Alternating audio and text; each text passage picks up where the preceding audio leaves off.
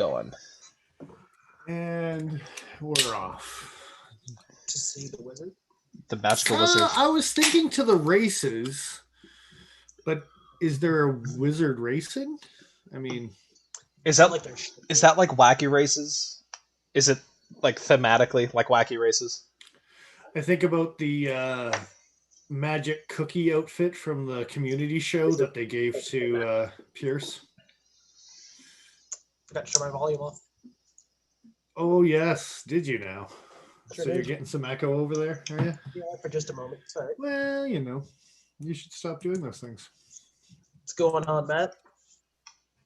What up?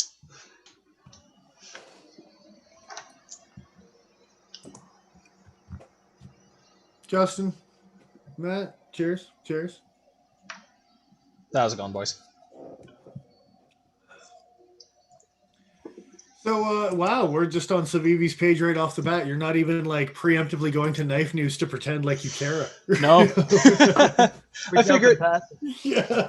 I figured we'd open up with a banger. A banger, you say? Yeah. Some exciting news. Well, I've heard about this exciting news. So have you now? All right. Well, there's this thing called Knife News. I wouldn't worry about it. All right. There's something else on Knife News that caught my attention this week too, but anyway. Oh, we'll get there. I also have Knife News open in a different tab, so my goodness, this all works out. Okay, for the record, none of the pictures I actually sent you had anything to do with Knife News, but anyway. Same. Yeah. All right. I guess. What is everyone carrying? Yeah. We should probably talk about that. I can go first. Yeah. I'm carrying my my Pena. Of course you are. Because it's the right decision. It's not the wrong one. It's a classy little knife. Little knife for sure. It's a great little fifth pocket knife. But it isn't the fifth knife you're carrying, is it? Is it the second or the third? I mean, depends on how you count them. I was camping all weekend, so for most of it, I was going S1. Nice. Hell yeah. So we were talking about laminate steel a couple weeks back, and I happen to have some in my collection made by the man. So, and I've used it in the yard, but I hadn't actually gone out and beat it up, and you can kind of see that it's not brand new anymore. That's for damn sure. So, yeah. Not at all. I had fun with it. Yeah. At the end of the day, though, just for the record, it's still BG10. I don't care if you laminate it or you heat treat it good. I don't give a shit. It's still not as good as any sort of 3V A2. Like, yeah, I don't know. Is it noticeably duller now than it was when you went out? I had to strop it twice throughout the weekend. Okay. What's the quality of the edge like now compared to when you first sharpened it, though? Not as good. Like even with stropping and stuff like that. Yeah, no, I'm definitely going to have to take some time and re-edge the convex. And it's not that hard. It's once you get the hang of it, whatever. It is what it is. But yeah. Fair enough. Funny you're carrying laminated steel. I also had some laminated steel with me today. The Cali 3 with ZDP. Look at that. Well, nice. That's fancy off your lights. Steel there, I would have carried my Dragonfly. Yeah, it's a little better. Yeah. Tell me about these things. I like ZDP. I like the way Spyderco does ZDP. I imagine I'd like to own something like a Rockstead Higo, but I don't think that'll ever happen given how fucking expensive those knives are. There's some William Henrys out there that are ZDP, This is true. Also, much more expensive, right? They range. The cheapest EDC model I saw of theirs was, like $300? But I can't remember what the blade steel was. For William Henry? Yeah. Oh, okay. I think I've seen some in the $600 to $700 range that aren't bad. But anyway, yeah.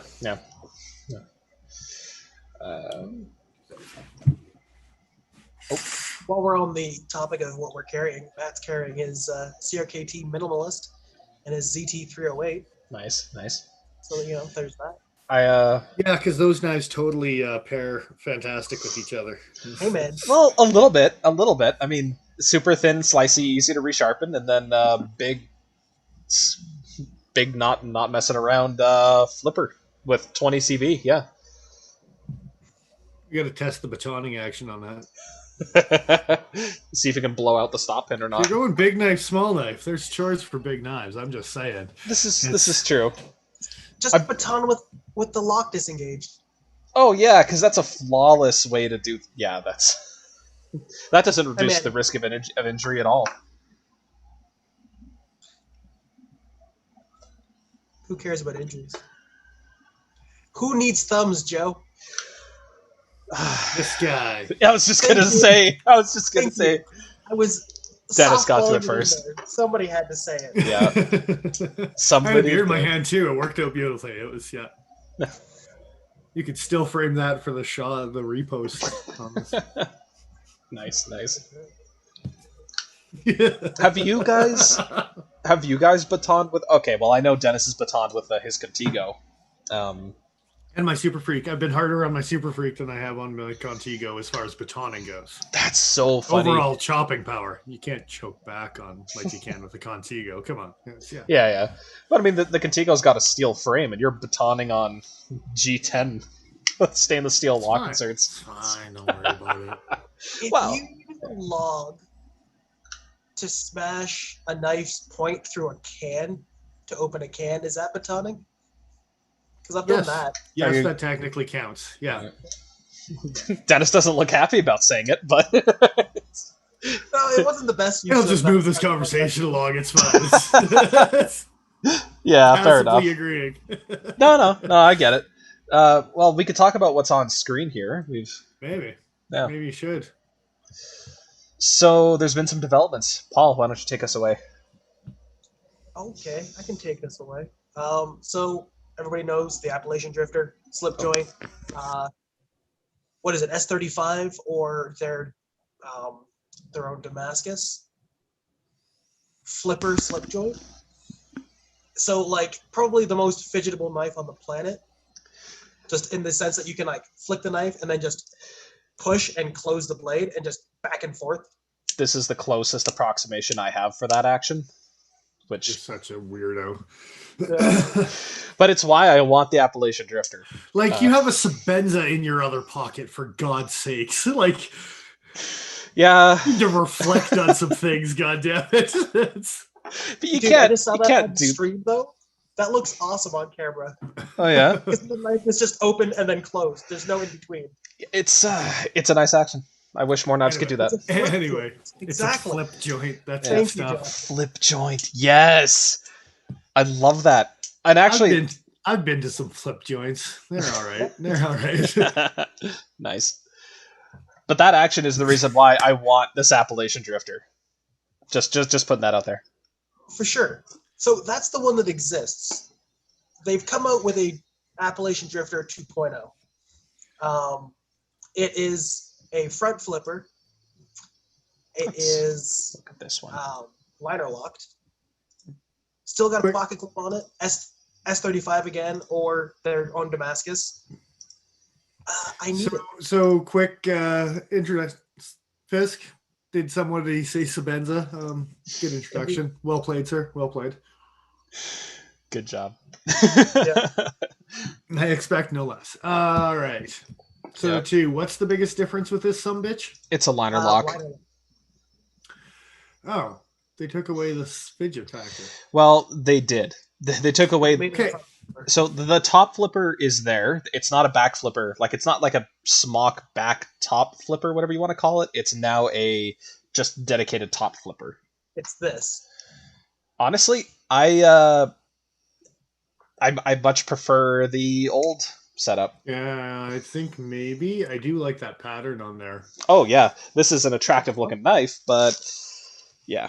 It's like pushing how flashy I would actually be with this little bastard, but it's just like right on the line of just being dull enough that I might like it. Like it's of course you're like that. A lot of gray. That's what's getting me there. Yeah. Of course. It's easy for me to say that I like this kind of knife. Like that style of like the kind of top looks a little old school, but with modern convenience. Yeah. I kind of want both. Well, I'm going to take the half-assed credit here to say that I called out the Rustic Gent at the SHOT Show rate when it first came out, and this has all just been a gravy train of that little bitch right there. So, and now I still don't own one, and there's 3 to choose from. I don't think I'm on the lock train. I don't think I'm on the lock train. I think I'm going to stick with the Drifter 1. They've got me hook, line, and sinker, though. That's my problem. I like that shape. Yeah. I have a Rustic Gent as well. It's over there. But yeah, it's very much my aesthetic. Paul, you've been questioned about your hairstyle aesthetic on screen. You need to explain yourself. Is that better? That's perfect. Just keep it like that now. Yeah.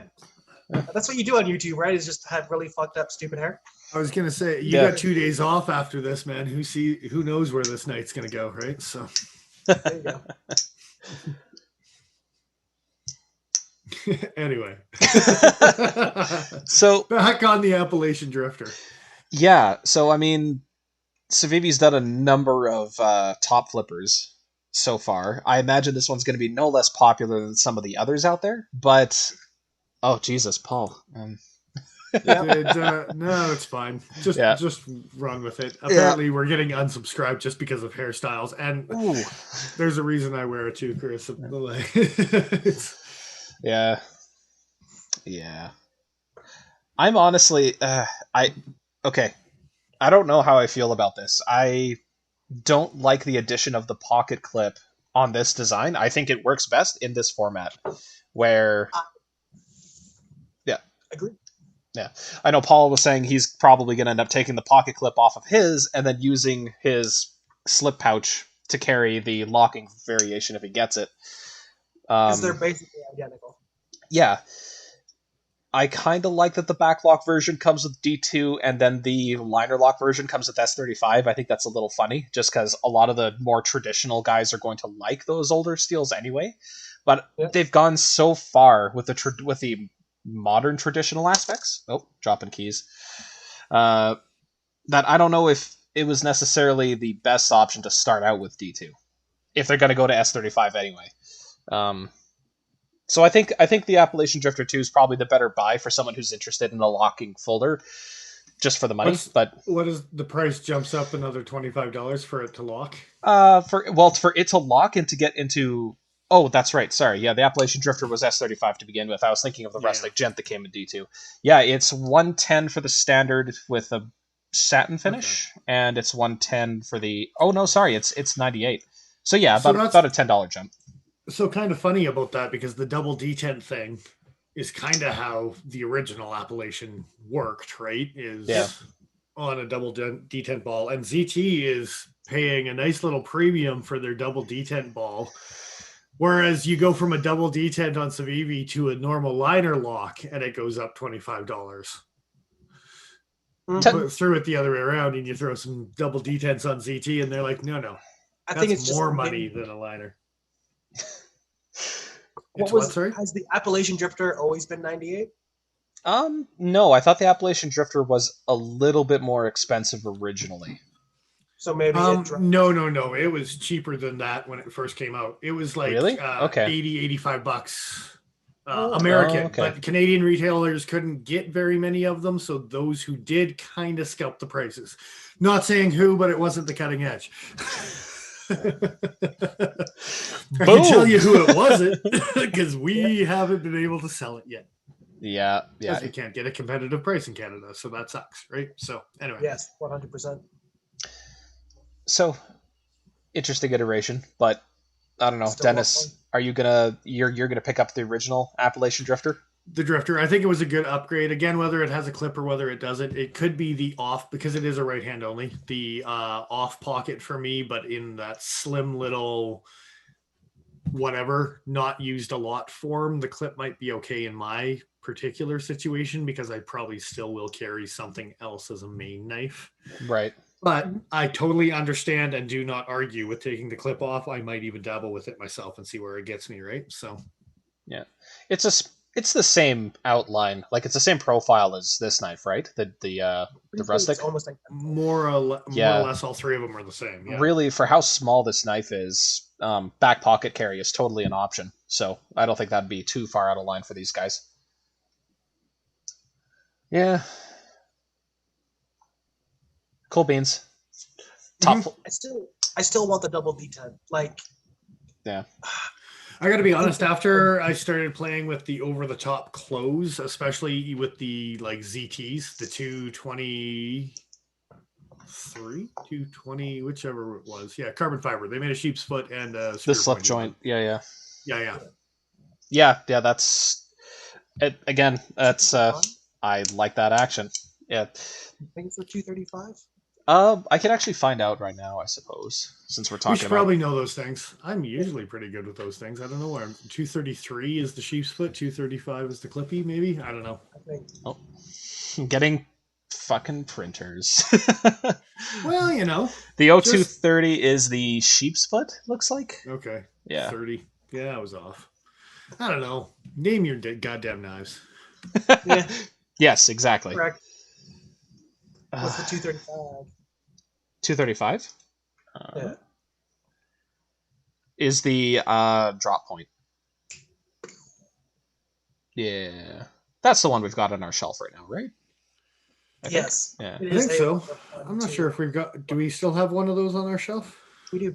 Okay. Yeah. That's a... Yeah. It's fun to play with on the top thingy. I just don't like the knife itself. Yeah, same. Yeah, not super crazy about it. The Appellation, though. Yeah, that'll be coming home with me. And I don't argue with those who want an Appellation too. If they want a liner lock on it, I like the option for it. It's good for both people who want whatever, right? But is there a line to say I'm hipster enough to have the beard, but not enough to have the wax mustache? Like, that's what I feel about with this knife. Is it's like, you know, Drifter is still old school enough. Some of the older gentlemen like it. The Appellation Drifter's like, what's that weird thing on how you open it? And then this thing is like, you might as well just be, you know, selling axes wearing flannel. Why are you hating, huh? Well, you don't own any flannel, so I'll give it to you. True, I don't. Flannel sweater right here. This is what I'm saying. Oh, dude, I even went. wait till he learns I went through art school. I am such a stereotype. That's okay.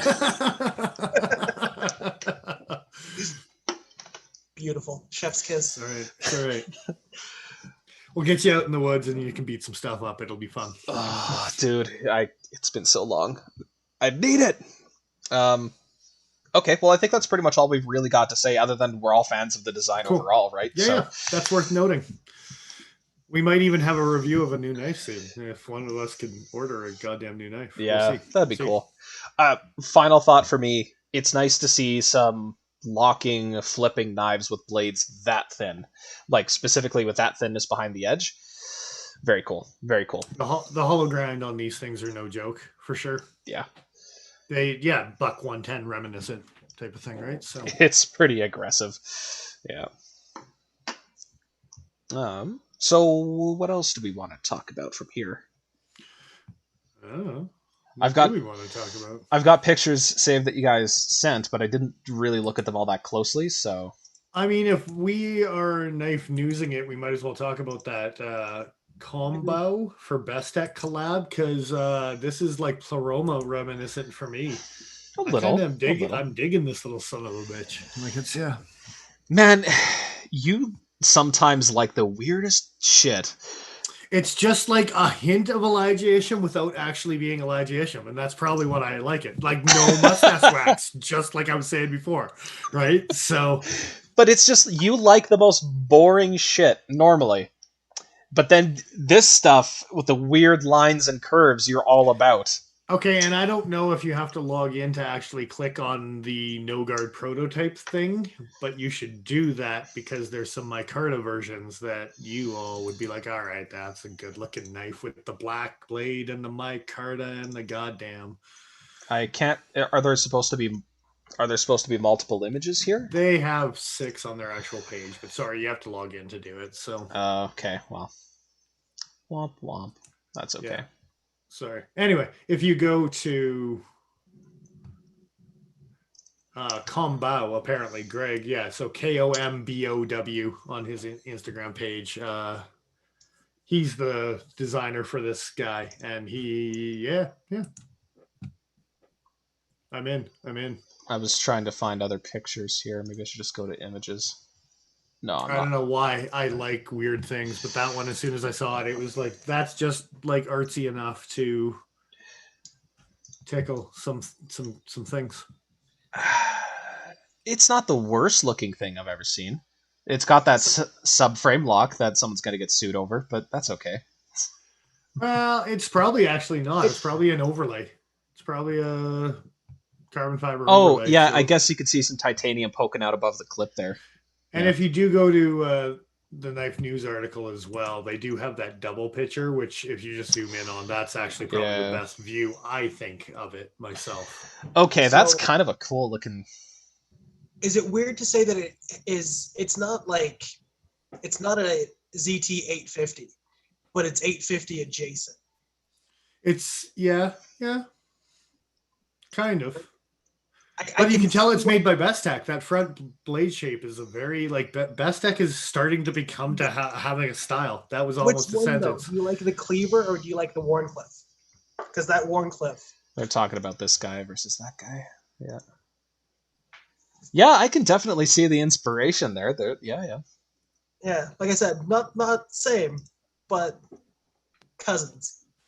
Yeah, they didn't have Rexford controlling this other one, so Sinkovich or whatever. Yeah.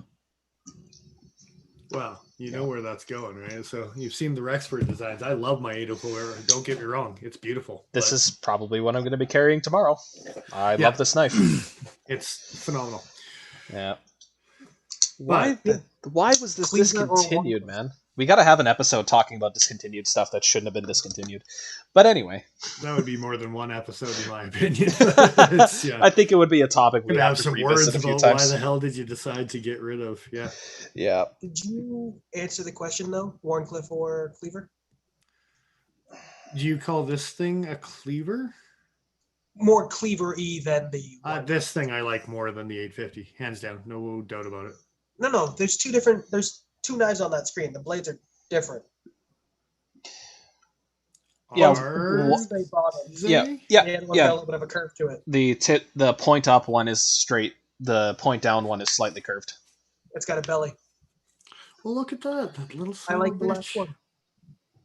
I think I like the belly. Yeah, I do like the belly more.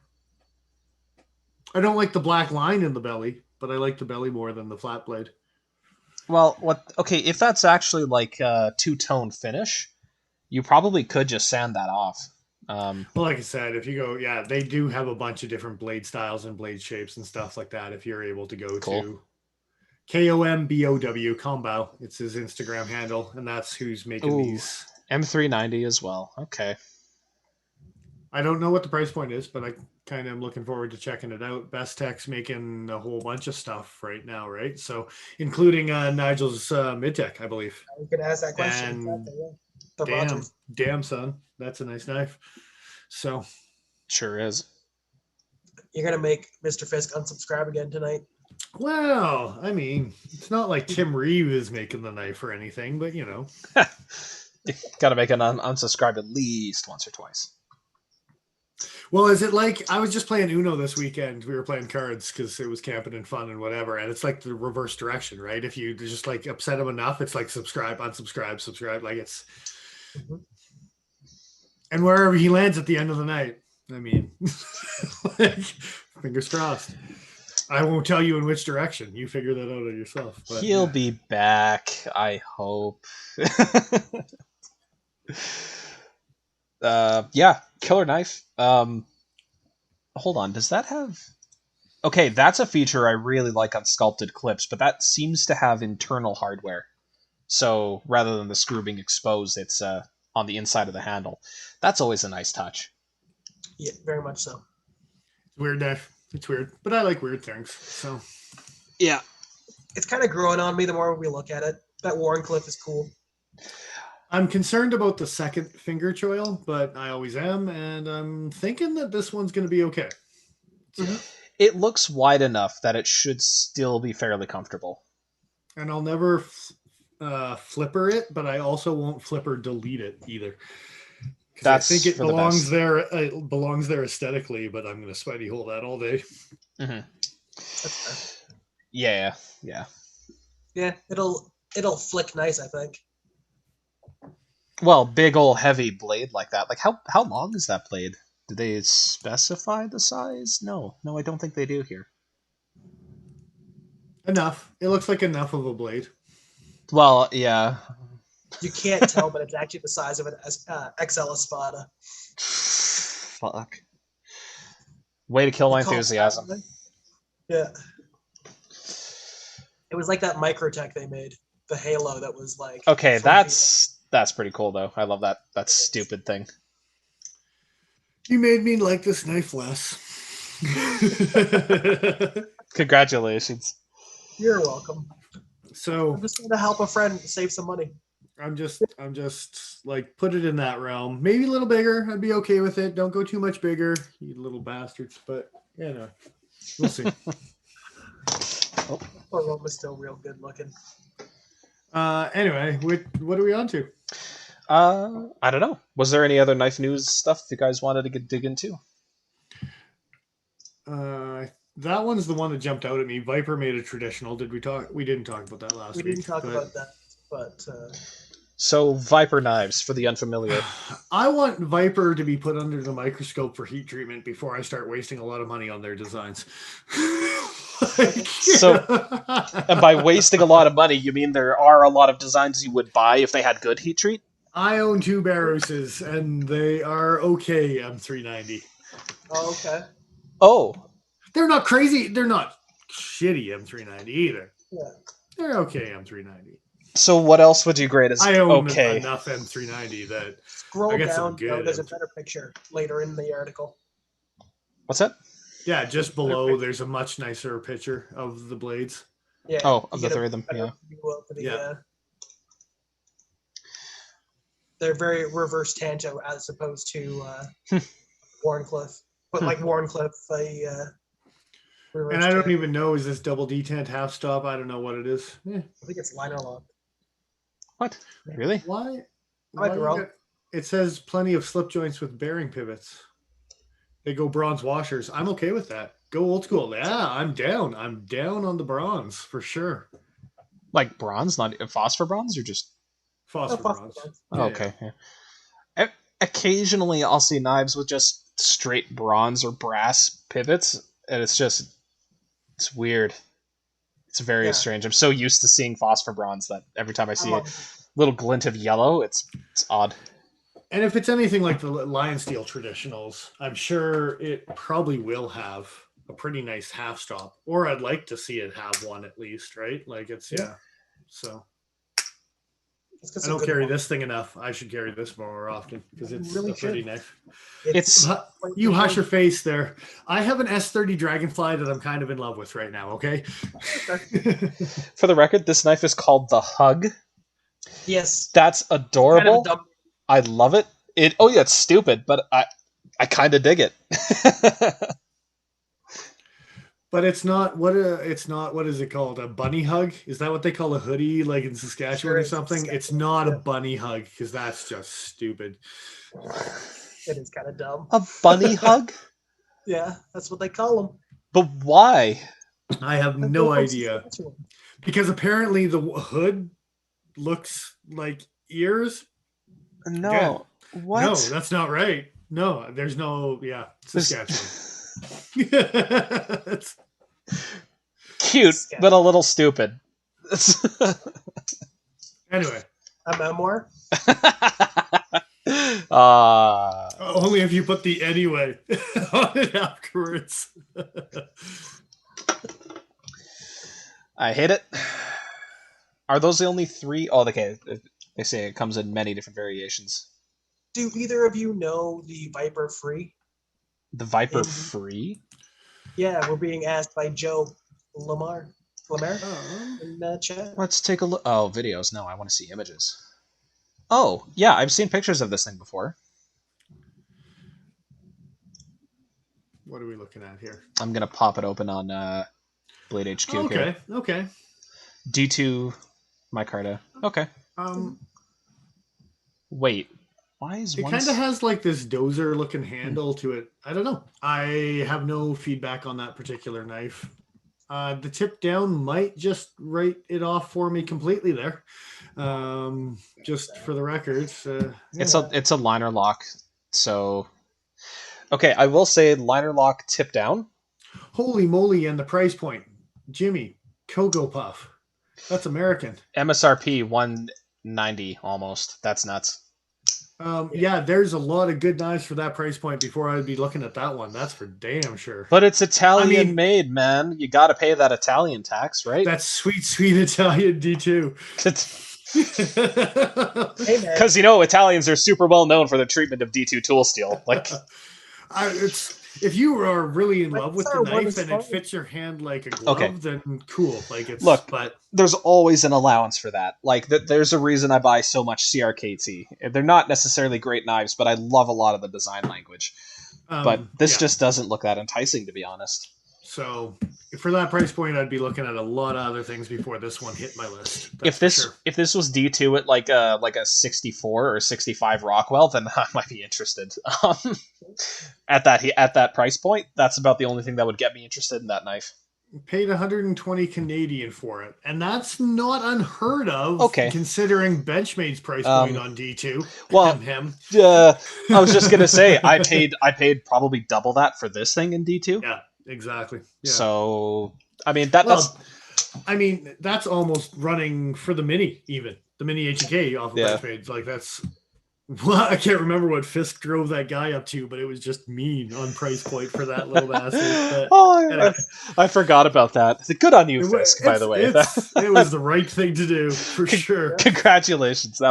Every time I remember that, I smiled a little bit more. So again, for that price compared to like just looking at it, because we're on Blade HQ right now, and that's silly good times. But yeah, and depending on how many years this has been out too, because again, D2 has only really hit the scene within the last 2 or 3 years, as it really started to pop up as a budget steel that you may or may not get decent performance out of, depending on who's making it, right? So who's making it, who's heat treating it, and reassurance from a company that might be tested pretty good. I don't know. Anyway. Yeah. I have no strong opinion one way or the other. It Fair looks enough. like a functional knife, but it probably wouldn't be one of my... it looks like someone squished the hole on my sheep's foot grip, Tillian, but... or actually, the Sabenza and Cozy, or... Actually, shape. I see that. Apparently, it's tactically oriented. Okay, that's the tip down carry. Yeah. So, Paul, for a long time, I don't know if this is common knowledge for you or not, but tip down carry was like the thing, because that's what everybody did when tactical knives started getting more popular. Hence, things like the military still being tip down. Yeah, I still bitch about it. It pisses me off that the Para 2 ships that way. But at least you can change it. This thing's stuck like this. It's stuck living in my back pocket. Homage. Come on. Come here. I hate it. They didn't do it on the 3. They went to a normal pocket clip on the 3. It's fantastic. That's because the 3 is it's like Hummers, right? The H3, by the time they got there, you're like, oh, you're talking about something different there for just a sec, and I was no. H1s, H2s, H3s. We all know by the time you got to an H3, you're like, you're so cute. I'll put a wire clip on you and call you good. And H3 is the Hummer equivalent of a pug. All right, I'm just going to move away from that mental image. A lot of analogies right there. Too many in a row, I think. Anyway. So... Italians need to up their heat treatment game? Is that what you're telling me? No, I mean, there was some questionable line steel, and then apparently it was redacted because it got tested other places and seemed to be okay. But I mean, yeah, it's something that got put under the limelight, and I think it's worth drawing more attention to it, especially with the we're using this steel, and okay, cool. Do we know we can trust you? Cold Steel, I hate to say it, but they were pretty spot on all the way through type of a thing, right? Like it's No. So I don't know, something that might have been questionable, maybe redacted afterwards, might be diving into some of the other companies that are out there that are just throwing 58 Rockwells on an M390 or Exactly. yeah. That's good enough. Is it because... Yeah. What were you going to say? Oh, I was just going to say, what's the motivation there? Is it because it costs less there's less electricity used to heat up your kiln to get to the right temperature? Like, what's the incentive of going to 58 instead of going to 60? I genuinely think it's to retain some austenite so that they can... Because people are going to more likely complain about a chip on a blade than a rolled edge on a blade. Exactly. That's why I think they're trying to retain some austenite. Yeah. Thank you for saying out loud.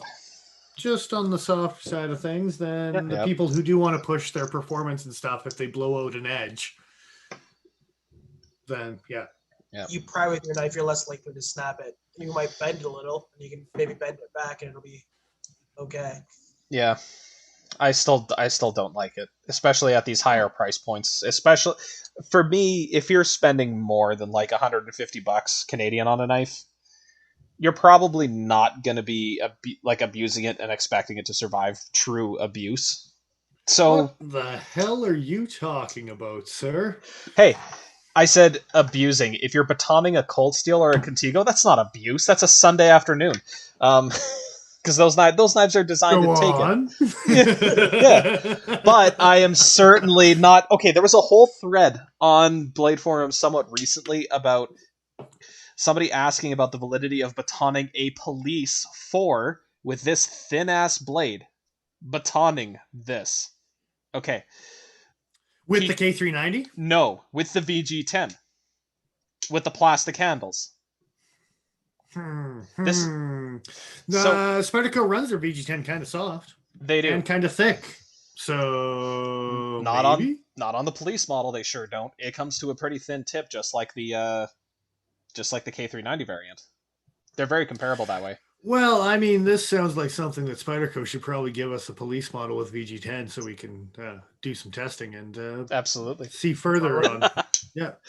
Anyway, we can ask. Plastic lockback strength. But the fact FRN. But the fact that people are asking about the validity of that knife used in that application, even in an emergency scenario, it's like, I mean, if it's an emergency, do what you have to survive, but I sure wouldn't be putting my one cutting tool at risk.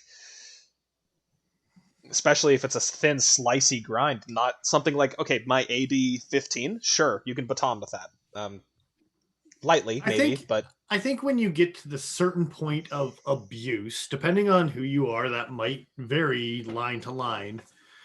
I think when you get to that point and you start to abuse those knives, you've got to know going in that if there is some sort of failure, you are already pushing this knife to its limits. Yeah. And whether it's Black Frost wailing on a Junglist like he's trying to dig to like molten lava through the earth as he's pounding away there, like it's seriously, it was impressive. Or whether it's Nigel hammering on my Azula like he wants to test the warranty. I know those are both SE examples, but still, like it's you got to know going in that if something happens to it, it's probably not the knife's fault because you already are pushing its limits. You would hope that people have that mindfulness going in, being like, this might fail, and I'm putting it beyond what it was designed to do. But given the conversations that I've seen people have, even again in that thread and recently in others, it just people are always like, I was only doing this, and I mean, we all know from experience that only doing this has got 1/3 of the story that comes out. There's like there's 5 asterisks after that sentence. Yeah. Dude, there's 5 chapters still. What's that? There's 5 chapters. Oh. Yeah. Subtext. There's a whole prelude to how this story began. Yeah. So, yeah, I don't know. Yeah. Abuse. Yeah. Speaking of abuse, what else we want to harp on here? Wow. Okay. Well, got to get Fisk to unsubscribe quickly, right? He speaks the big true. Did you have something to talk about that was somewhat related, Joe, or Not about the Civivi thing, or not particularly. No. okay? It was something that Paul and I kind of touched on today, and I thought maybe we could do a more developed conversation at some point in the future. But the idea that a thin, slicey grind on a knife isn't necessarily the ideal or even necessarily desirable by the general population. No, it is not, sir. It is not. Not the general population. Yeah. There's a very, very small community that appreciates blade geometry and is willing to appreciate that. But the general population wants something that they can chop drywall dust and then cut an apple with. Yeah. And that's... And not actual drywall, just drywall dust. So, same thing. Like a weird euphemism for cocaine or something? Depends on how much dust, I guess. We're talking about volumes and quantities, are we? Uh-oh. Well, we did talk about the police models earlier, so it's... What? Was there some movie where a dude takes a police model, stabs it into a brick of cocaine, and like does a bump off the blade? Was that even a Spyderco? Because I feel like I've seen that. I've visual. Seen that in 1,000 movies. Yes. Yeah. That is a trope at this point. But specifically the police. I know I've seen it done off of Bowie, but... I know the police was used in the original Bad Boys movie with Will Smith and Martin Lawrence, which is terrible for me to know these things. But yes, anyway, so it could have been. Excellent. All right. Anyway, yeah, I think the whole geometry question is best left for a larger section of a different video. But we could probably deep dive into, blade performances and everything from swords to axes to knives to straight razors type of thing. And it's just like this entire, like, how deep of hollow grind can you go before, like with some of these new steels coming out, the thinness behind the edge and the craziness, can we go straight razor thin and still have some stability? And then we might get the best of both worlds, right?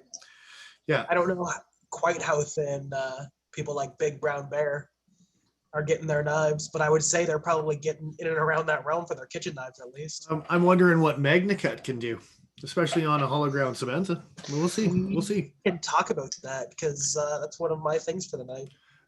Is it now? A $4,000 Sebenza? Nope. You got one? Bam! Like gold class can go to hell.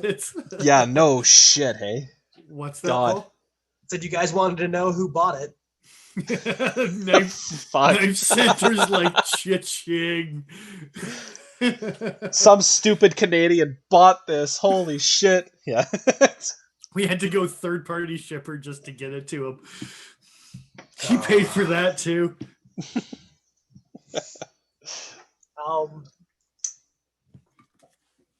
Do we want to launch into Magnacut? It's not a particularly long topic, quite honestly. It's just it was a story that Knife Steel Nerds put up. Excuse me. Misspoke. But it was in their story. That hasn't happened tonight at all. I can want me to throw up that. It's the conversation. Yeah. Yeah, I'll pop that up now. It's a conversation about testing Magnacut. And it's exciting to see people like actually more than just like contra tests and like the theoretical, this should perform X, Y, Z, to actually see it being used for cardboard cuts and things like that. So it's just basically a comment on saying, I'm excited to see people already out, like seeing what this can do. And I'm looking forward to seeing more information about it in the future. Yeah. I'm not sure if Dunn froze or not. No, I did not. I'm just reading the clip about using only 1 inch of blade and so on and so forth. Sorry. I wonder if they taped off the blade to actually make sure they were using 1 inch of the blade, or whether it was Cedric and Ader that uses 1 inch of the blade. I love Boom. Pete. Don't get me wrong. He's great. No, but that was fucking funny though. He's just one man. He's just one man. He does the best he can with the limited resources and brain cells. Well, look how fast he can run with a lightweight Tenacious in his pocket. That's all I'm saying. Like, look how far he could throw garbage cans, man. I wouldn't want to get into a tussle with that bastard. Goddamn. Which one? He's got you there. No comment. He's also got the spiders on his side. Oh God, you're right. Oh no. Anyway, yeah. Would I like a straight razor made in M390? Yes, but also would I like a straight razor made in Magnacut? Yeah, I'd pushing, that out. and I want to see pushing of other things. I know straight razors have been S90 as well, but I know like some of the other steels that are out there. I really want to see a couple companies. Like Manly did a really banging job. Like I got to give them credit for that thinness behind the edge. With a steel that can push the limits 15 degree out of the factory angle and blah, blah, blah. For how, I don't know. I kind of want to see stuff with really fine, small carbides in straight razors, more so than I want to see stuff like S90 with huge carbides. No, but not even necessarily in straight razors, just pushing the limit of some of the thinness with these extreme steels. And some companies have started to do that. And then there's other companies that need 420 high carbon put on a 25 degree angle because they sell their knife at big box stores. So maybe, and this is just occurring to me now, but maybe part of it is the difficulty of manufacture. Because if you think about how thin, like, how are blades generally produced these days? I know Spyderco and Benchmade are big fans of using double. Sorry, before you derail too much, Joe, Paul was going to say something super quick there on that same last topic. Yeah. It was there, now it's going away. That's okay. Keep talking and I'll signal you that I need back in. Okay, right. I'll watch this time. But yeah, Spyderco and Benchmade both like to do double disc grinding on their blades, and they can get them pretty thin. Like, actually, the thinness on the Native is... Oh, Paul, remember. Good stuff. 3 seconds later. Nice. So basically, talking about Magnacut and wanting to see it in a razor blade form, I also want to see the polar opposite of that. It's supposed to be tool steel tough, and I want to see if it's tool steel tough. Yeah. Take it outside and beat the piss out of it and see what it can do. Give me one of these in Magnacut. Just give me my goodness. Big old butcher knife. Of all the knives that you pull out of like Magnacut. Well, maybe. Yeah, okay. I'd be more interested in something like this just because of how beefy it is, but like how... Okay, we're talking about toughness and thinness behind the edge, and then you both pull out goddamn tanks. Yeah. Like, seriously. Yeah. I want to see how it does in those applications. I got a TRC splinter that's this freaking thin that I want to see if that thing I can baton like a Bravo. This is what I'm saying. I want to see them take that out and beat up on it. Or a big thick one or whatever. But I want to see them use it like a tool steel. But that's what I mean. Like, if this is supposed to be something that you can hollow grind and beat up on, or thin grind kitchen knives like Big Bamboo or whatever, I want to see something that's naturally that slicey that I can hammer on like a Bravo with a convex grind. I want it to be the TRC splinter. And if you can show me a TRC splinter that I can beat on like my Bravo, that'll be my new bush knife, man. That'll be sweet because it'll be extra slicey for all of the kitcheny needs. Mm-hmm. And then you can just go whale on it if you need to. Yeah. Like, we're all still waiting for that knife, right? What's that? Would it be too slicey to be a good feather sticker? No, but you can still put a bit of a convex on it, and that'll help rather than a V-grind geometry, and that'll help your feather sticking needs. Although some V stuff is... I've had some okay V-grind stuff, feather stick. Anyway. That's fair. I kind of derailed it. Sorry about that. No, it's all good. Anyway, the crux of my point, without rehashing too much of it, most knife companies seem to be dealing with stock thicknesses of about 3-ish millimeters, so 1/8 inch. Blade stock. Precision ground to whatever thickness they need, and then if they are going to do a hollow grind, it's done off of that stock thickness. What would be cool is if we could see more companies using 2.5 millimeter, 2 millimeter thick stock. But I wonder if once you get down to that thinness, you lose a lot of the stability during manufacture. How many more blades are going to be Like, how difficult is it to make those blades versus something with thicker stock that has more stability? If only there was a machine that could make something this thick be this thick.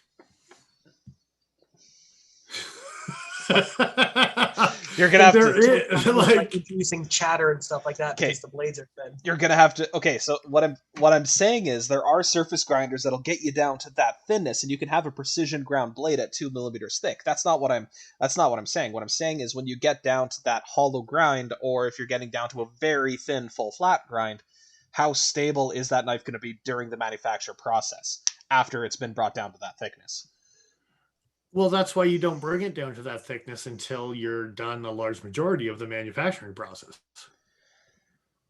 But you have to start at that thickness. Like in most applications for making blanks, the material sheet that you start with, the first operation is getting it down to the correct thickness.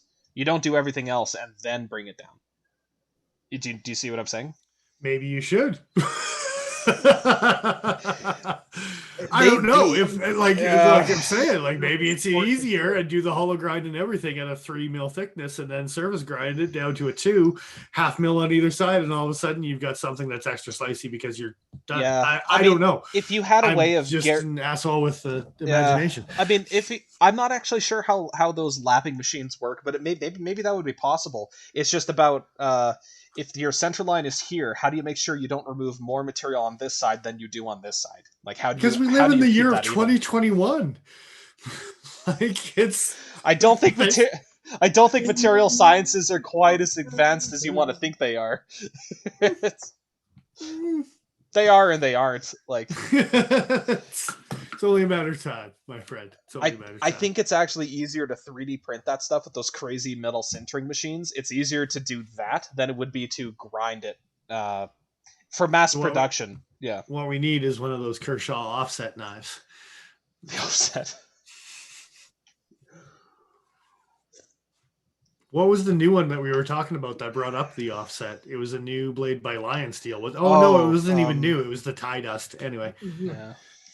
Yeah, speaking of, quick note on the tie dust. Wait, let me look up what year it was. You know the year that Lion Steel stole the Manufacturing Quality Award from Chris Reeve, just to poke the bear a little bit here? It was because they made the tie dust.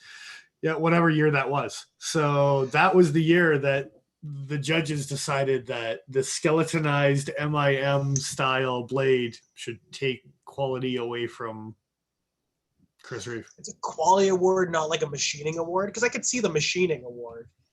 Manufacturing quality is normally what the award says. Yeah. I mean, I guess on the objectivity of if you could make it that shape and it held together, it must be well built. Well, by if they how many did they make? Did they have one? Like, what kind of consistency are we working with? Like limited edition, they had more than one, obviously, but at the show when they actually won the award, yeah. Fair enough. Maybe it's hand fit like an Italian shotgun. You don't know. That was just a quick derail, and I had made a note of it. I don't know, 6 weeks ago when we talked about that shit. Like, it's all right, fair enough. I had the note the whole time. I kept that because I thought it was super funny after we talked about the Lion Steel. It is very funny. I have 2 notes over here. One of them says, "What is what worth?" What is that? What is one Biggles worth? And the other one says slinging hamsters. Hashtag slinging hamsters. Hashtag slinging hamsters. I haven't used that hashtag in a couple weeks. It's coming for sure. Yeah. Yeah. It's going to trend. It might be a slow roller, kind of like our channel, apparently. But anyway. Aww. Womp womp. Anyway, Magnacut is cool. I have one more topic. It's kind of a bit of a topic. We have time. We hit the 1 hour mark, so we probably have a little bit of time to talk about it.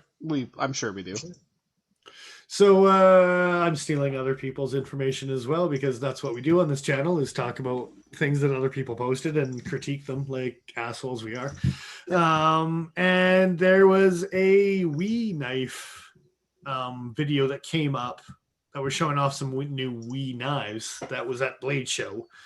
But because there was a whole bunch of other stuff going on, some of these knives got put on the back burner and didn't get seen.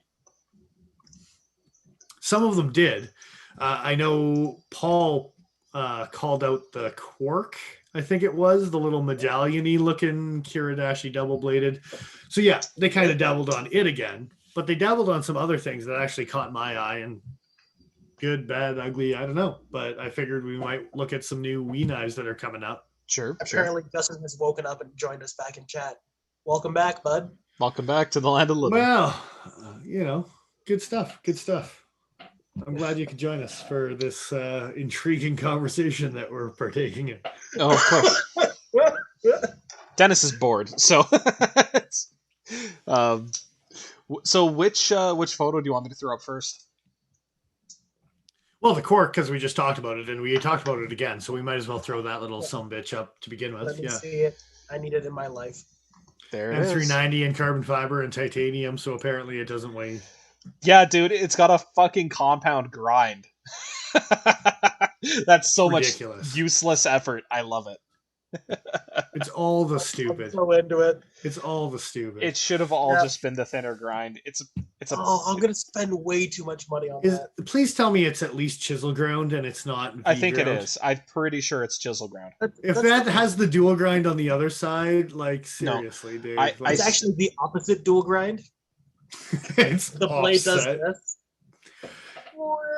It's Paul. Like, I'm gonna have to kick you out of our stream tonight. It's like Todd Begg made a Kiradashi.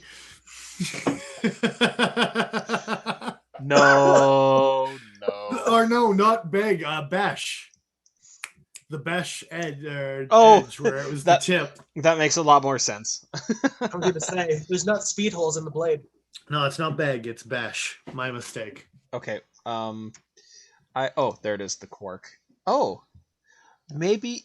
Okay, I wanted to say that it was chisel ground, but I actually don't know.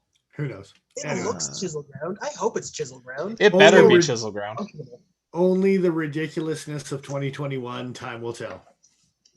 The Besh wedge, yes, is correct. The Besh wedge. It's the best. It's Mike Tyson telling those two people to kiss. I almost got you, Joe. I almost got you on that one. Now kiss. You do.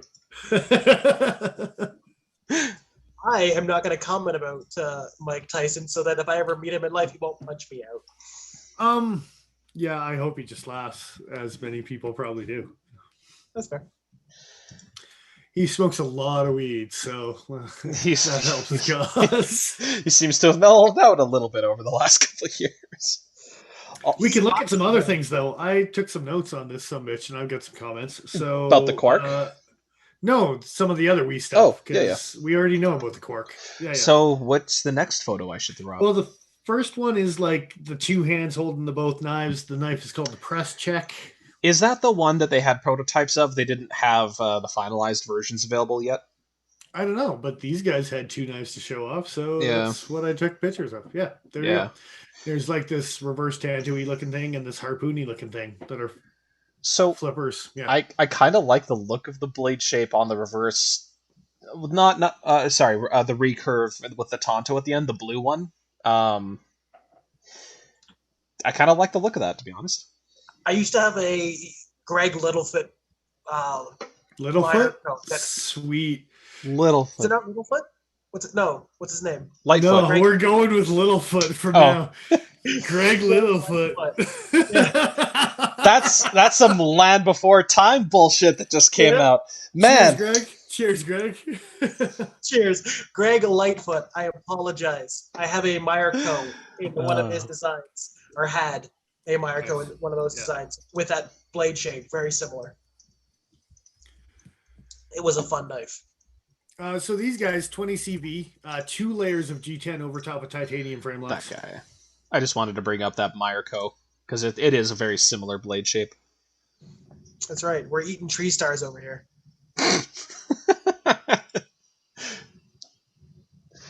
I forgot. Yeah, that thing's design choice. That's a work of art, man. I don't know what you're talking about. Blur. It has a little bit. Well, there was an old knife called the Groove, and the normal groove as well as the Tanto groove in particular. And anytime I see a recurve Tanto like that, it reminds me of the Tanto groove. Am I seeing a fuller in the blade? Is that what I'm seeing there? I don't know if that's just the grind and where the grind starts, or if it is an actual fuller. I think it's just where the grind starts, because I probably would have noted a fuller and I didn't on these particular ones. Yeah. That looks like a fuller, dude. Oh, that's a video. Don't want to open that up. You're a video. Oh, crap. I wanted to see a better picture, but anyway, where's their... They also have a titanium backspacer that's extra pointy that they say is for impact, however you want to just interpret it. So it's got a glass breaker on it. Kind of. It's kind of like the Heartstopper on the Rambo knife. Oh no! It's kind of aggressive. Yeah. Speaking of sharp corners, I recall in the initial video I saw of this on the lock face, it looked like a pretty sharp relief between the G10 and where the lock bar actually dips. Like, it just did not look comfortable for the index finger, like, at all. And that's coming from a guy that owns that Rook knife. That's the Warncliffe. Yeah. Yeah. And a Gale Bradley. And a Savenza. And this knife is bad. Hey, the Savenza's... Anyway, this knife looks like it's really uncomfortable. Unsubscribe. Is that an odd amount or an even amount? I can't. Odd, even, I don't know. But like, so this, see, with the Sabenza though, my finger flips and there's a step here, whereas there's a break here where there's a sharp 90-degree corner on the opposite side. I wish we had a photo. I think it's more the thumb stud that gets people on the Sabenza, but anyway. I don't understand that one. It's such an easy knife to open. These guys with the 2-layer G10, they match the pivot color with the underlayer of G10, which is kind of nice. It's a nice look.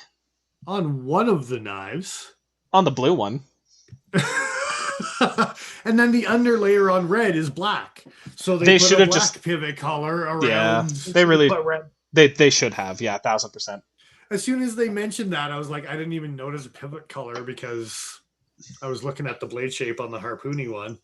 And then when the guy said it, I was like, oh, yeah, they did do that on one of them. The other one has just got some black stuff around the pivot.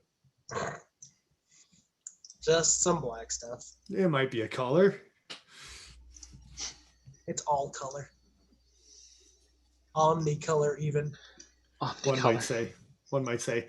And then I don't know if you can even see the triangular butt end of both of them, but apparently that titanium backspacer actually sticks out all the way down, so it's extra pointy and sharp on the backside. Because that handle looks more than long enough, right? It's not going to jab you right in the palm. Well, they put it tip down, you see. So, no, they didn't. They actually, I think this is the one that they did say that they actually are coming with 2 clips so they can follow the curve of the knife. So they cold steeled it up and actually are going to. I was just going to say. Yeah. Okay, that's good. It's a nice touch when companies do that. Give you a more ergonomically sound clip in exchange, you know, but I mean, I don't know how good the ergonomics are going to be on this thing, realistically speaking, just between the backspacer and the way the frame lock sits. And it's weird because I normally like Elishwitz's work. I like the look of this bolster lock frame, reverse bolster. This for this frame lock, it looks nice. And you just said Elisha Witch. Now Elishwitz. I've heard. Isn't it Elishwitz? Alan Elishwitz. Elisha. Yeah. I thought that's what you had just said, because in the Blade HQ video, they like chunk it up to Elisha Witz. Elisha Witz? Okay.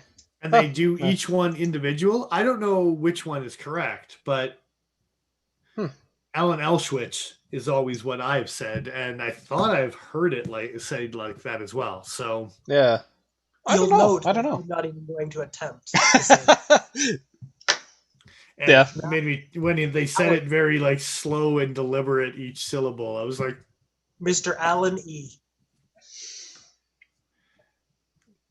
Good old Al. Yeah. So yeah. A&E. Okay, there is another one where it's Warren Cliffy pitcher. Oh no, sorry.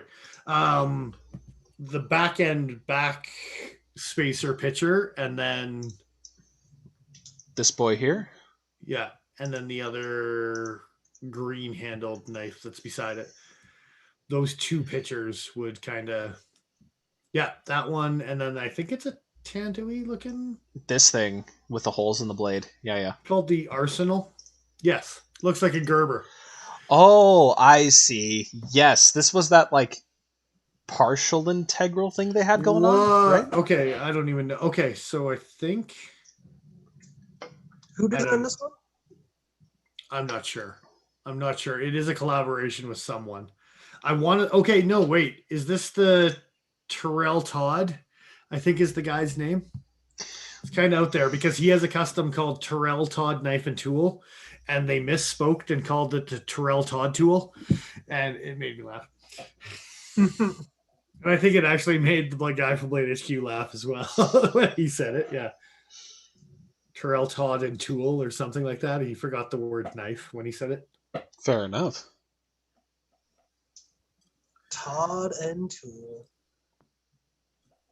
So, but I think Gerber made it. I'm just saying. Looking at that handle, yeah. I can see that. Easily. That being said, not the worst thing Gerber's ever not made, so... Because that's a thing. Well, there's worse. There's definitely worse. What do you guys think about that? The huge opening holes in the blades? Or are they even opening holes when the knife is closed? It's not for me. You need some sort of uninvented Spidey hole to get the proper flick, whether it's an oval, whether it's a round hole. I just don't find square holes as comfortable or satisfying to flick. These rhombic holes. Goddamn rhombic holes. They're referred to as speed holes, sir. No. Speed holes are exclusively in the handle. Imagine how fast Pete could run with that knife. I'm just saying. I don't know how many grams does it weigh. I'm pretty sure it's 12 grams lighter than the other version that they make. There you go. Terrible. Just awful.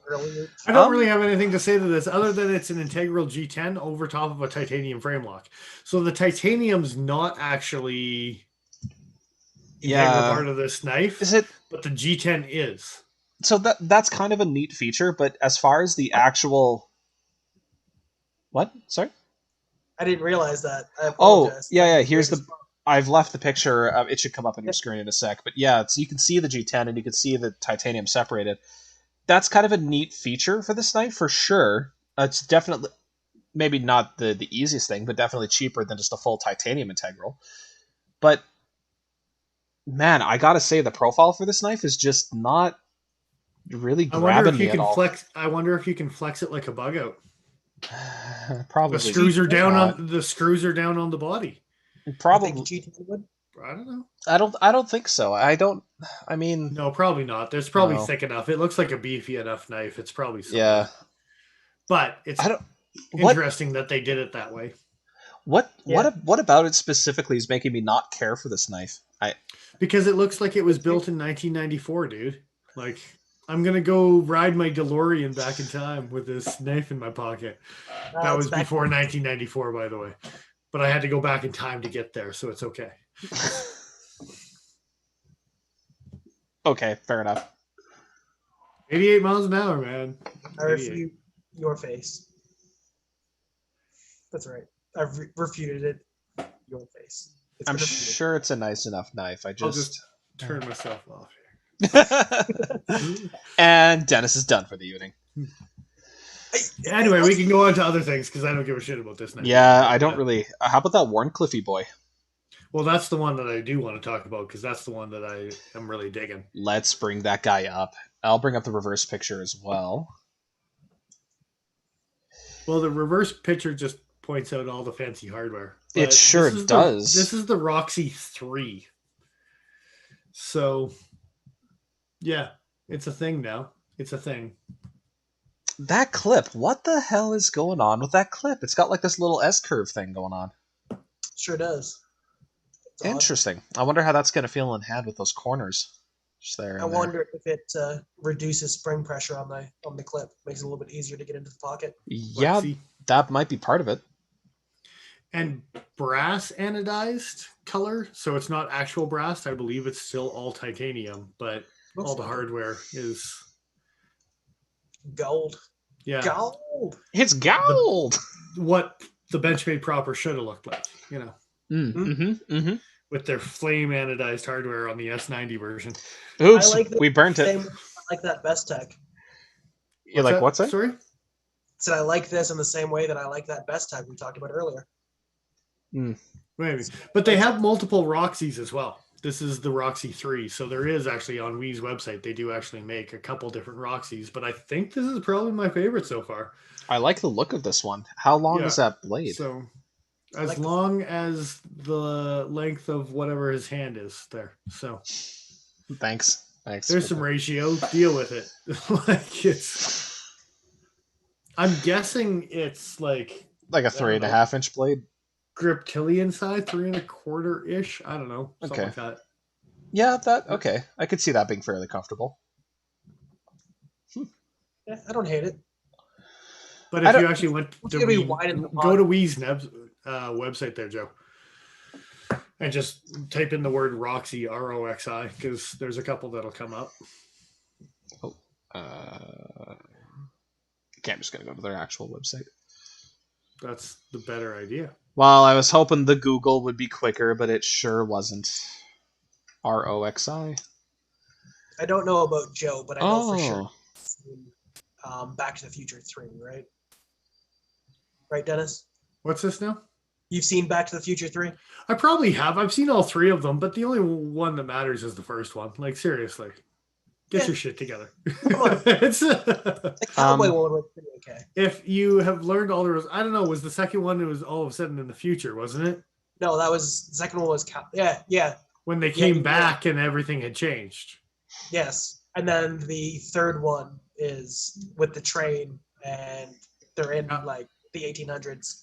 Cowboys, right? Yeah. Oh my. Yeah, okay. It's a great one. Full circle. Yeah, we've watched them all. Good stuff.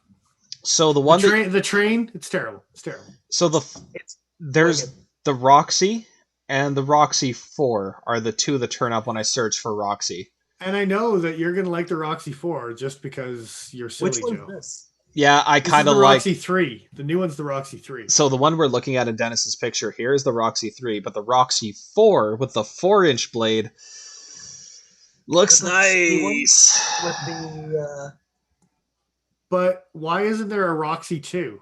I don't know. This is super weird. I wonder if we're not getting all the search, like these search results are incomplete compared to what's actually here. So what's the model? Like twins and one didn't make it? Okay, this is I don't know. That's really dark, Dennis, but so the model for the Roxy is 820. The model for the Roxy 4 is 916. So somewhere between in that range of numbers must be a Roxy 2 and the Roxy 3, right? That's some good sleuthing right there, Joe. You gotta assume you type in every number between 820 and 916. No. How about let me know when you find it? How about this? I use these handy drop-down menus. So there's the Roxy 4 916 and then nothing down to 906 and then no, there's nothing.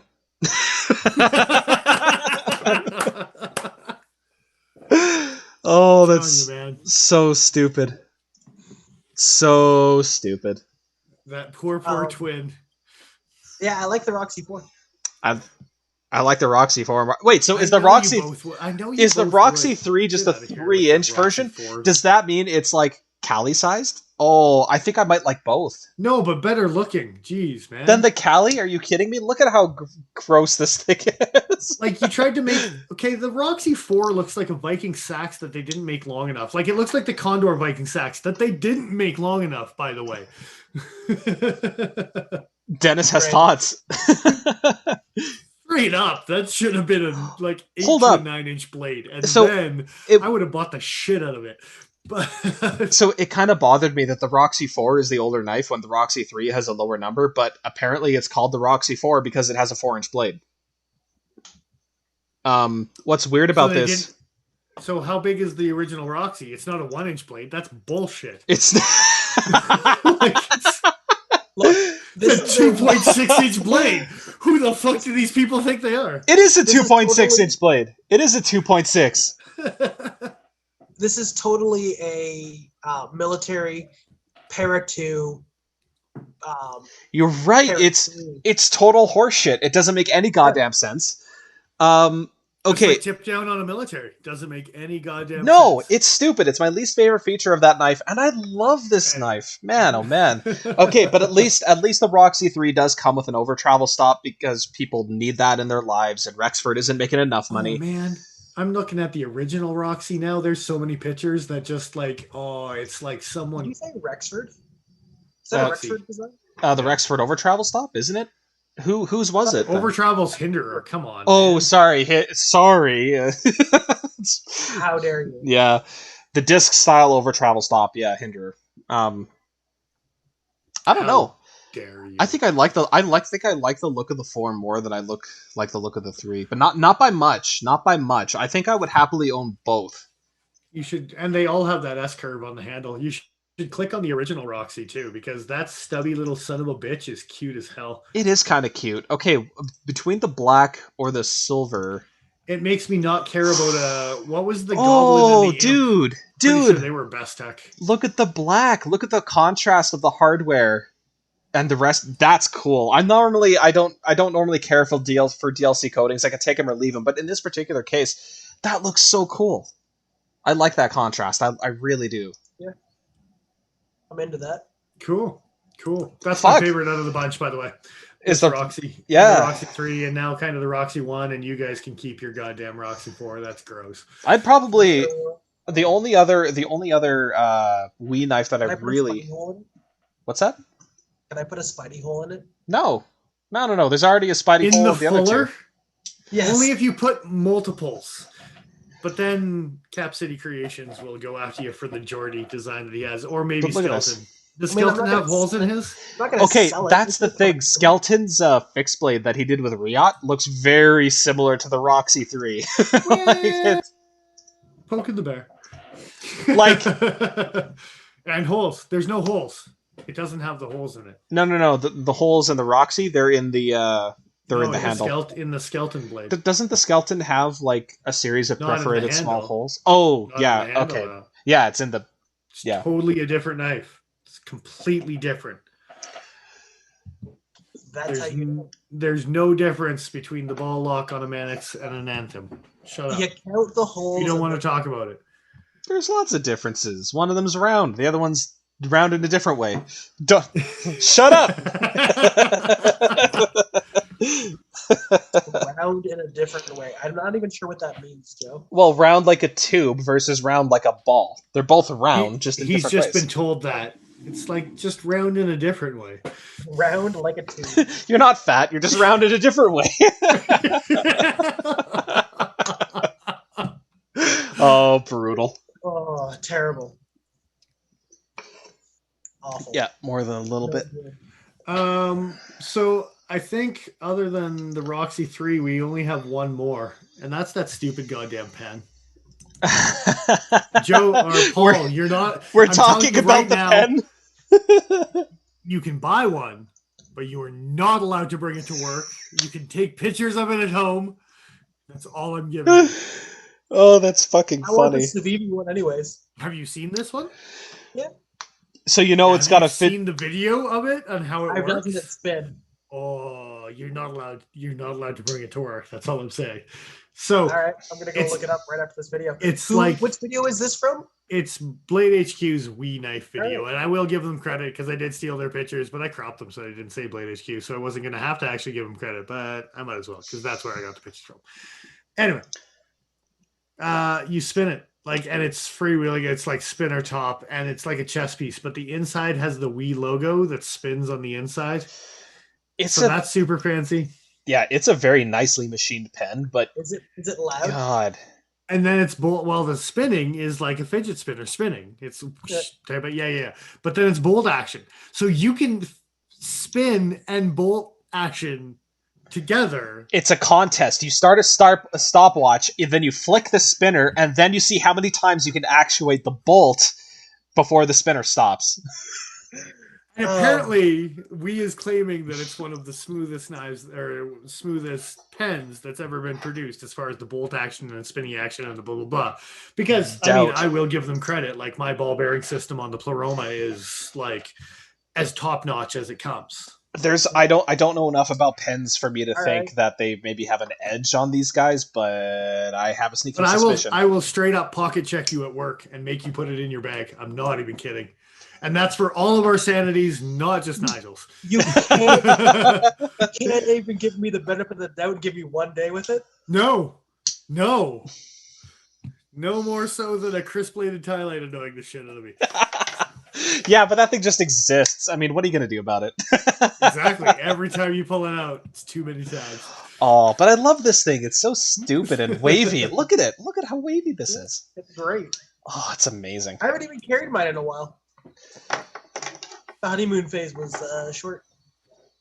Yeah, that happens sometimes with knives. We should talk about that. Honeymoon phases that deserve to be longer. You know, because I got a couple knives that probably deserve to be. That's actually a really good idea. I'm going to open up an extra note page here. And you should. On that note, we should wrap up. I've got one other quick thing. What the hell is up with... Oh, sorry. Paul, you were going to say? You do your one thing, and then I'll do one thing after. I got to use the washroom here too. So my one thing is, what the hell is up with Wii Knives using the mystery box to get away for the knives that they can't sell? Okay, go. Agreed. Okay, explain this one to me and the viewers, because I don't know what the fuck's going on. If you go to Wii Knives website, yeah, I think even like on their main page they have mystery boxes. Yeah, you buy a Wii knife and you get a free random Civivi, anywhere between like $30 and $120. Are they not doing okay? Like, is Wii having problems selling their knives right now? Is Wii or is Civivi?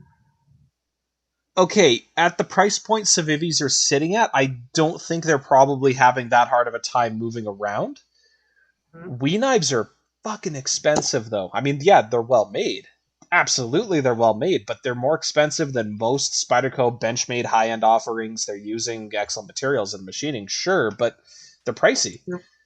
There's a reason why I like the Ank so much, and it's because it's not nearly as expensive as some of the other ones. There's the concept of like having a loss leader in sales where you make your money in other areas, but this loss leader, you're losing money on it, but it's better to have it out there because it increases your business. I wonder, like what the hell is going on here? Mystery boxes. That's weird. Did I overhear that there was a price range between 30 and 120? Is that what someone said? I think that's what I watched a Birdshot IV video, and they said that it's like 50 to 80, but it can taper outside of that on both sides to a certain amount as well, but it's less likely. Interesting. Okay. Yeah. Still, 50 to 80 is their bread and butter of any of the Civivi just budget models that they have a hard time giving away with. Because I guarantee no one's getting a new Kiwi. I don't know. Maybe if it's up to 120, you might end up with an Appalachian Drifter if you're super lucky. But this is where I was kind of... So the thing I had asked Paul, and I kind of want your opinion too, was where do you think they're losing money on this? Are they having problems selling Wii knives, or are they having problems selling Civivi knives? Well, that Ericus, also a good question on what the issue is with that guy. Good question as to why it's paired with that knife specifically. And not just a Wii knife. You buy a Wii knife, you get a Civivi with it. It's specific. Like these are packaged together in one box. You get a box that has two boxes inside of it. And why is there 7 options? Oh, because of all the different. Never mind. Yeah. I was like, do you get to choose 7 different Civivi mystery boxes? I guess I hadn't actually realized I hadn't realized it's just for that one Wii knife. So okay, maybe that answers the question. Is this particular knife super hard to get rid of? Maybe discontinued. They're probably not going to be making, so it's a blowout clearance, and to tie people in to get rid of it, you might get a chance on getting something Elementum in E. And you might get a knife that you could give away to a friend that may not be as much of a knife guy as you, but would really appreciate a $30 Civivi or a $50 Civivi. Or if you do get that rustic gent, you say, "To hell with you, bud." I could Civivi that. I would be super curious to see what kind of like ratios of price point knives that they have compared to sales and stuff like that type of thing. Like, yeah, I'd like to see some numbers on the wall on that one. What's the gray handled one that we borrowed to do a review on? The Odium? Yeah. I expect there's going to be a lot of knives like that in those boxes. Could be. Kind of Could be. G10. The Gobi is kind of a cool. Yeah, we did that one too. Yeah. Oh yeah. Never mind. I take it back. Would be a good option though. Yeah. Anyway. I like a lot of Civivi's stuff, but a lot of it doesn't intrigue me. Like, especially their budget stuff. I'm like, yeah, it's okay, but the blade shapes, I scroll through them and I'm like, meh, it's okay, it's okay, it's okay. I have no problem recommending them if people like the style, but for me, it's just in that Ontario rat, meh, it's okay. And yeah. There's a couple that I really am intrigued in, but not many. Like, there's the Elementum, obviously. There's I think it's the Arvensis. No, it's not the Arvensis. It's a larger trailing point knife. They just came out with a mini version of it, actually. I could check Knife News to see what that was. We should think about rounding up pretty quick here. Yeah. The Asicus, I do remember seeing as well. Yeah. Why is Justin talking about Costco hot dogs? I'm not 100% sure about that one. It's the mystery box, mystery prize. Nice. Maybe Costco hot dogs have something to do with the mystery. It's certainly a mystery. Well, so the idea that that we is using loot boxes, I'm sorry, mystery boxes, is just strange to me. It's just collision of things I didn't think would ever happen. Now, what I would like to see is different tiers of mystery boxes. If you're going to do it, if this is any sort of successful, do a $50, do a $100, do a $150. Justin, clarify. They're a loss leader. Yeah. They're cheap and won't change the price because I think the CEO threatened to murder somebody over the idea. Somebody was threatened, was like, no, 50 cents. It brings people in. Yeah. Home Depot and their drywall is the same thing. They sell drywall cheaper than it's made because you need drywall to do work. And hey, those tools are a much better markup. Well, you should take a look at the markup on nails and screws. Yeah, so for sure. Yeah. All right. I think. I got one thing, just one image that I got that I stole from a video. My video? Your video? No. From a DBK video. Oh, okay. They reviewed the fixed-bladed, whatchamacallit? Adamas in crew wear. Oh, did they now? Yeah. Oh, did they put a handle on it? Or they go bare bones? Yes. Okay. Both. They wrapped it in paracord at one point. They better wrap it. You can't just go bare all the time. Oh. There you go. Don't you tell me. Anyway.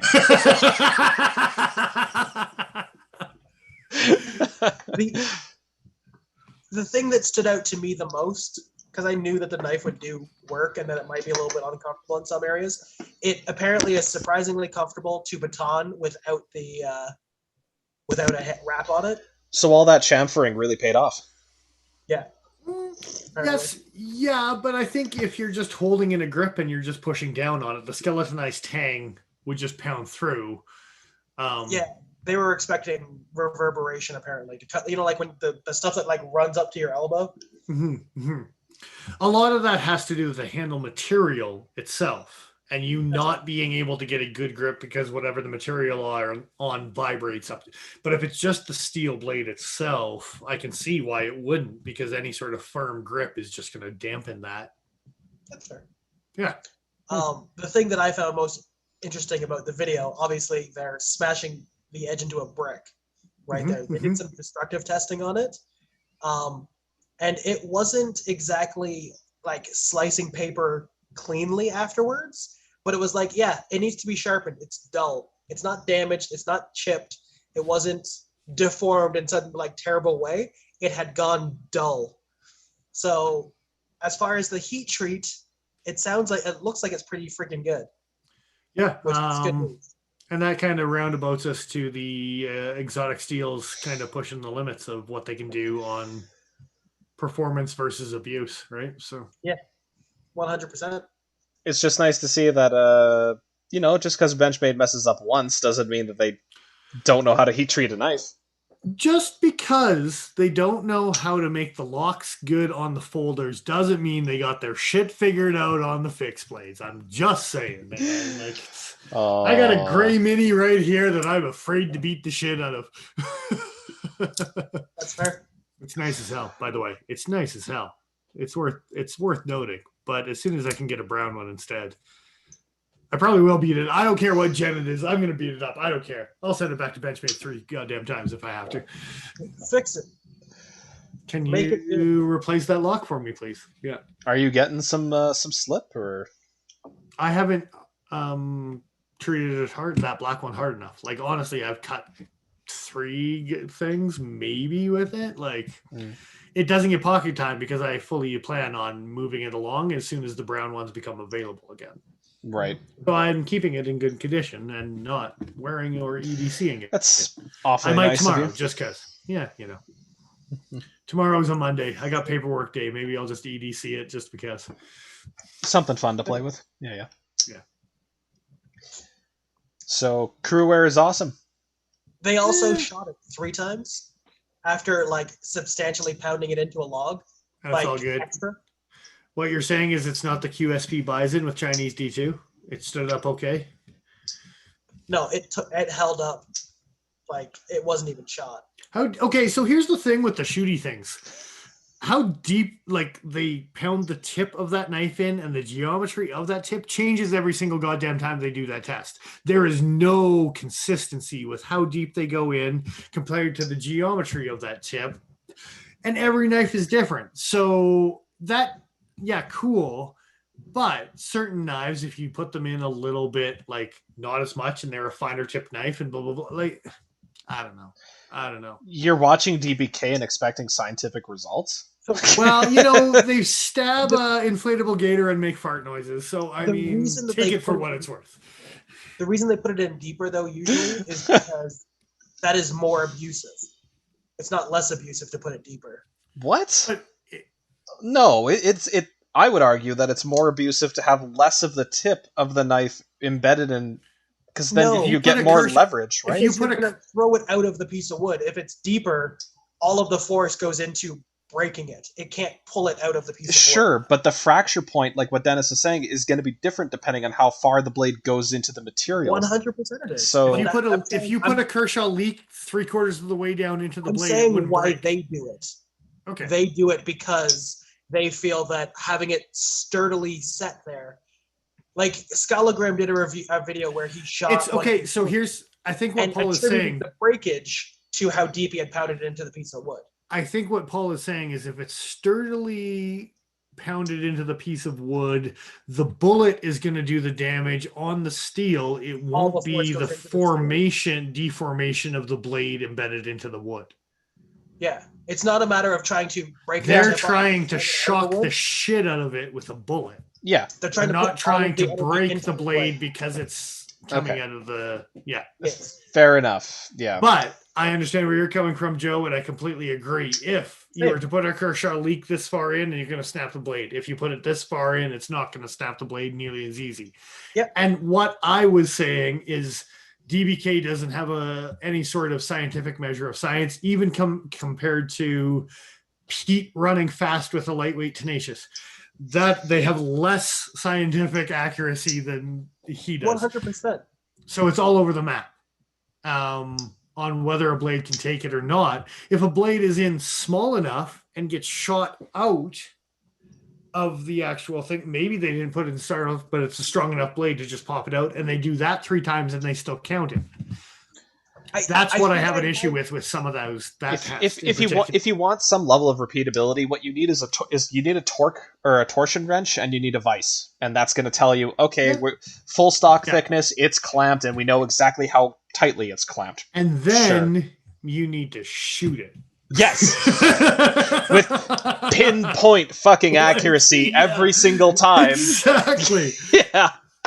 It's just for funsies. I know their videos are just for funsies, but it's easy to get into nitpicking mode about that shit. So it's yeah. But I think it's got to be pointed out that it's not just infallible. Of course, I wouldn't take that information in and of itself as they shot it 3 times with this gun and go, oh, the heat treat's amazing. But if you take that and you add into the fact the amount of test cutting they did with it and the abusive test and how well it stood up to those things. Yeah. All of that information together gives you a better picture of it's less of the overall. Yeah, less of a measure, more of an indicator. And it's yes. Yeah.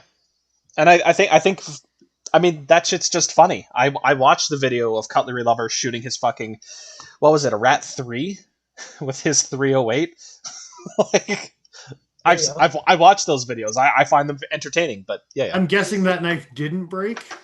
I don't think it did. The no blade. No. No. What do you mean? What do you mean a soft Ontario 1095 isn't gonna break? Dude, a freaking Reaver cleaver broke. Wasn't it a Reaver cleaver? I don't know. What do you mean a 5160 with a blowtorch heat treatment isn't gonna break? Blowtorch heat treat. Fuck. And I thought, I love those boys. I don't get me wrong. I know multiple. And I thought Tops was bad. My God. I don't even know.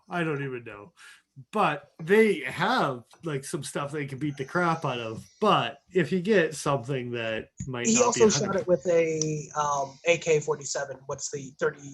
7.62 by 39, I think. 39. Yeah. I think Justin will correct me shortly if I was incorrect on that. But anyway, no, 7.62 by 39 is correct. I mean, like, still, it's like trying to, like, Dick Richards is saying, wow, but even like a 308. Yeah, but it's trying to shoot like something as flexible as a shovel that's this goddamn thick. Like, yeah. And keep in mind, like your steel target plates, they're made out of steel. And they're not much thicker than that. So and they survive. AR-500 steel. Sorry? It's different. AR-500 steel. Yeah, I know. It's a specifically designed formula, but it's still, yeah. Very tough shit. Yeah. But yeah, either way. I think that might be about it. I haven't watched that video because I was out in the bush, and if you haven't seen some pictures of it, it was pretty as hell. I'm just saying. I have a backlog of YouTube videos to watch because I've been a little bit too busy. So I will watch this probably tomorrow. Yeah. Yeah, it was a fun watch. It looks good. Anyway, we should round it out because we're overdue. So yes. Indeed. Time for dinner. Yeah, okay, so join us over on Instagram. I'm going to steal that from Paul because, we said we were going to do a giveaway. We still haven't figured out what, but I got a couple of really nice knives. We just have to talk about which one we actually want to give away because there's a couple that are pretty decent. And I think it'll be a lot easier. It'll probably be throughout the course of our live streams on Sunday. Probably tune in and we'll have some sort of stupid word. We'll talk about that. That you got to write down somewhere along the way. DM the Pokey Factor and subscribe to us on Instagram, and we'll play it like treasure hunt through the social media to get eligible. It'll be fun. Treasure hunt through the social media. You want cool shit, don't you, son? You gotta work for it. You gotta dig through the social medias. And specifically ours. Don't just go to random people. Since you stole my Instagram, I was going to say follow us on Patreon. Follow us there because you like us and we're neat. Well, and ultimately, the couple guys that are, we really appreciate it. And there is going to be a thank you for that on Patreon. Yes. it will be coming up. We've got some good surprises coming up in the next little while. So we're going to talk about that a little more amongst the group. And yeah, it's going to be fun. And the guys who are subscribing, that could go towards more giveaways in the future. Yeah, I don't mind just buying a knife as far as the subscribing goes and give it away to one of you guys as far as just getting some feedback, because that might be kind of fun as well. Right. So we haven't had a lot of knives. Unfortunately, production has been a little slow, but I do always want to thank the company that we work for, Cutting Edge Cutlery Co., because yeah, they give us a cool job to work at, and we get to play with fun knives. So, absolutely, I might have something coming in that we can look at. I got one from my SHOT Show picks, man. I'm just saying, Blade Show picks, SHOT Show picks. We got some stuff to review, and if you haven't figured out what that knife is, go back and watch them, because it's been a redundancy, and I got one coming. I got it. All right. Locked in. Got one coming. I don't know what that means. I don't know. I don't want to think about it too hard. 17 flamingos. That's what it means, man. That's what it means. On that note, I am who I am. I'm Dennis Fibers. I am the Iron Joe. That's all. That's the end. Thanks a lot for joining us, guys. You take care. I don't know if 17 flamingos is enough. I might have to add a flamingo or two there. I was going to say like 25 dishwashers, but you know. That I feel like how many flamingos can you put in a dishwasher? That's the question. How tightly 17. am I cramming them? Like no air. So 17. Just can I blend them? Will it blend? That is the question. I'm pretty sure they will.